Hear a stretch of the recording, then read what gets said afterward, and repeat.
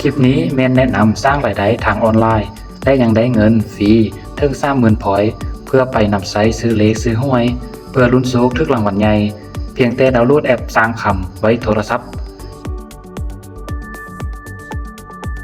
ให้เราเข้าไปติดตั้งแอปสร้างคำอยู่ Play Store หรือ App Store สามารถโหลดได้ทาง iOS และ Android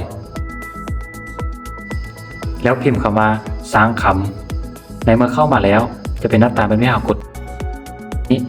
ให้เราลงทะเบียนด้วยเบอร์โทรศัพท์20ตามด้วยเบอร์โทร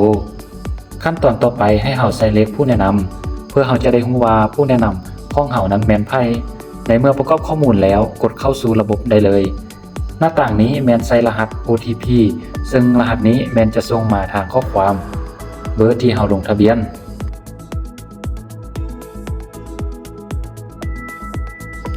ขั้นตอนต่อไปให้เราสร้างรหัสพิมพ์6ตัวเลขเพื่อเข้าสู่ระบบมันจะให้เรายืนยัน2ขั้นตอนเนาะให้เราพิมพ์ตัวเก่าใส่เลยก็ได้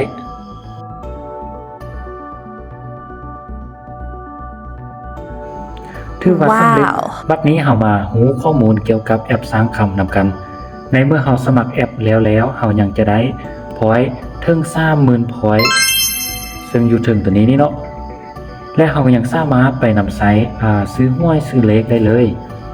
ในเมื่อทานใส่รหัสแล้วให้แคปหลักฐานเก็บไว้เพื่อเข้ากลุ่มเรียนรู้การสร้างรายได้จากแอปสร้างคำหลังจากนั้นให้เราแนะนำหมู่ได้เลยและเราก็เข้าไปเลือกบอลแนะนำหมู่และเรายังสามารถมีรายรับจากชั้นที่1และรายรับจากชั้นที่2แล้วแคปหลักฐานทักหาได้ที่หน้าโปรไฟล์